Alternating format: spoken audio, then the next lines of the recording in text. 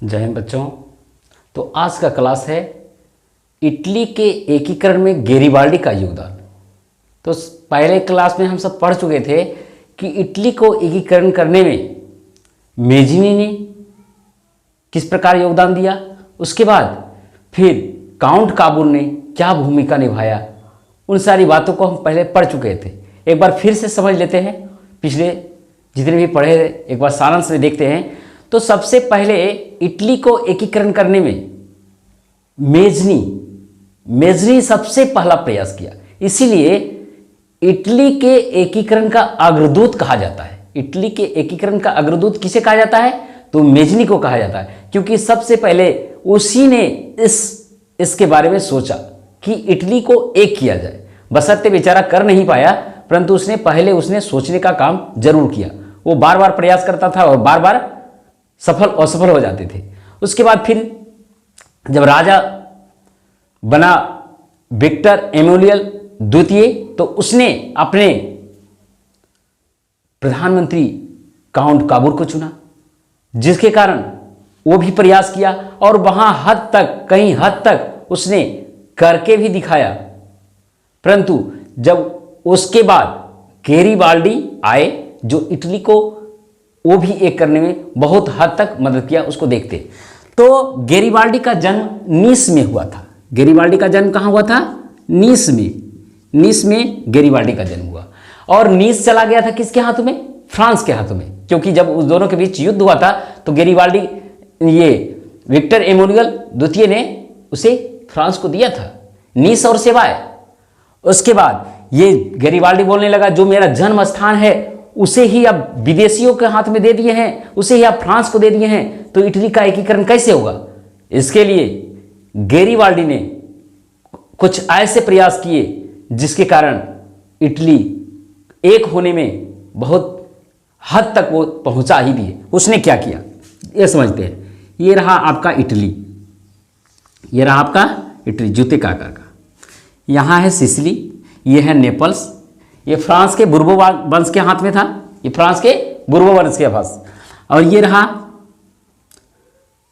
Lombardy, Venezia, Parma, Modena, Tuscany, Piedmont, ये Piedmont यहाँ पर ही राजा रहता था। ये सिसिली, ये नीस, ये सेवाय, ये सार्डिनिया, ये सार्डिनिया। इन सारे जगहों पर तो राजा का अधिकार था। और उसके बाद काउंट काबूल ने ये भी जीत लिया, ये सबको अपने अधीन कर लिया। परंतु ये बच गया था, ये पोप वाला एरिया भी बच गया था। इतना एरिया जो है बचा हुआ था। इतना एरिया क्या था? बचा हुआ था, जो किसके हाथों में था? ये था पोप के हाथ में। तो गैरिबाल्डी ने सोचा, गैरिबाल्डी एक नाव चलाता था। गैरिबाल्डी का क्या व्यवसाय था? वो नाव चलाते थे। तो उनके दिमाग में आया कि ये जो हम विदेशियों के हाथ में हमारा जो देश है उसको हम एक करें। इसके लिए उन्होंने सबसे पहले लाल कुर्ती पार्टी का गठन किया। लाल कुर्ती पार्टी का गठन किया। उसने क्या किया? लाल रंग के कपड़े में पहन के 1000 व्यक्तियों को, लाल कुर्ती ड्रेस में पहन के 1000 व्यक्तियों को नेपल्स और सिसिली पर भेज दिया। नेपल और सिसिली आया और यहां पर उसने थाना के थाना लूटने का काम किया और इसका ग्रामीणों ने भी सहयोग किया। ये सारे क्षेत्र को बिना हथियार, बिना किसी सैनिक सहायता के गैरिबाल्डी ने जीत लिया। और यहां पर पहले बुर्बो वंश, जो फ्रांस के बुर्बो वंश था, उसका अधिकार था। वो धीरे धीरे उस सबको खाली कर दिया।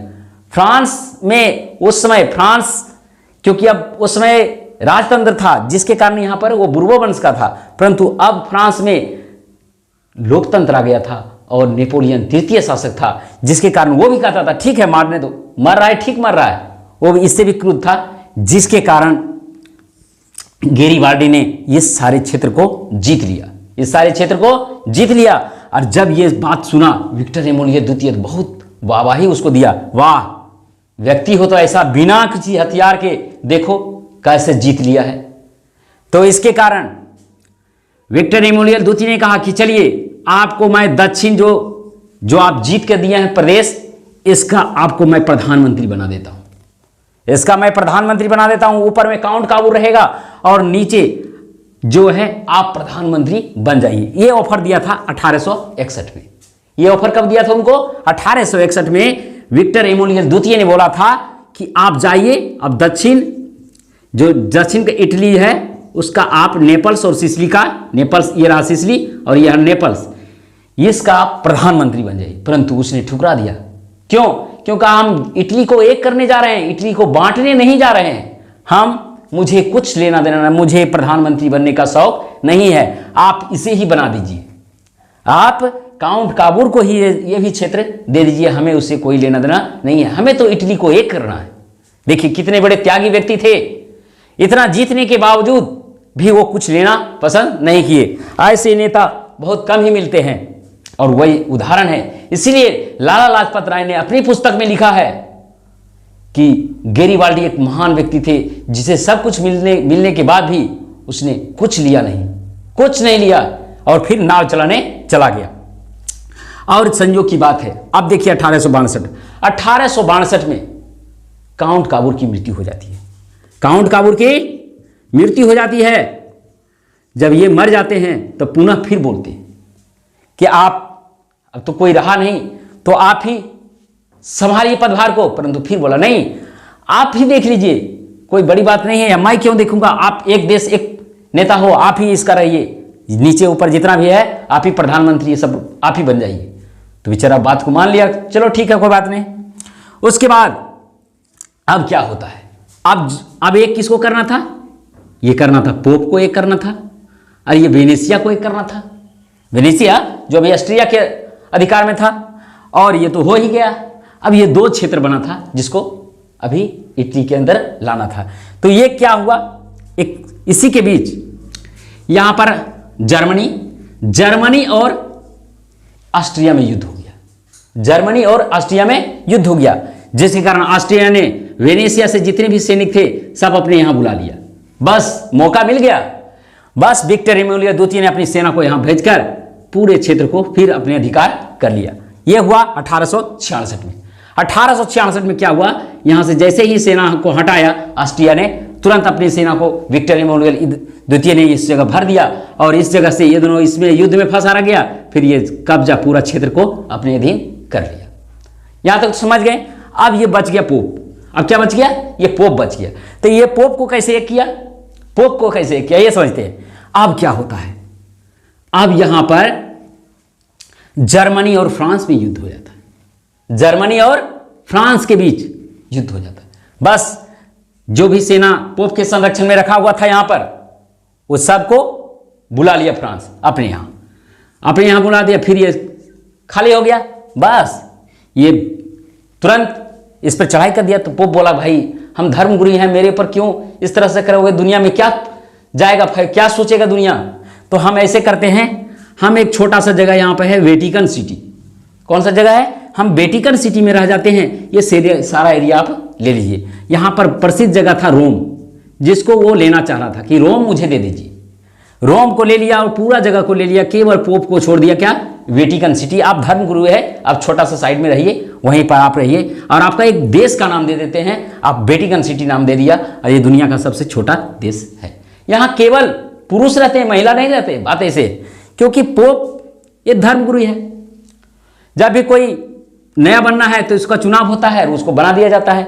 हमेशा यहाँ पर केवल धर्म के बारे में, वही महिलाओं का यहाँ जाना एक तरह से केवल आशीर्वाद के लिए जाते हैं, मगर है ये पोप का, और यहाँ पर केवल पुरुष जाति ही रहते हैं, और बहुत छोटा सा एरिया है केवल धर्मगुरु के लिए। इसलिए वही सिमट के रह गया पूरा एरिया। अब फिर विक्टर एमैनुअल द्वितीय ने ये सारे के सारे को अपने कब्जे में कर लिया। इस प्रकार अंततः Victor Emmanuel, Garibaldi, Count Cavour और मेजनी, इन सारे के प्रयास से इटली एक हुआ और इटली का एकीकरण हो गया। अब इटली में पूरा एक करके सभी को अपने एरिया में मिला लिया।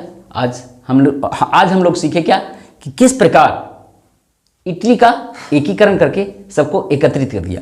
अब अगला है जर्मनी का एकीकरण, जो नेक्स्ट वीडियो में पढ़ेंगे। आज तक यहीं तक, जय हिंद।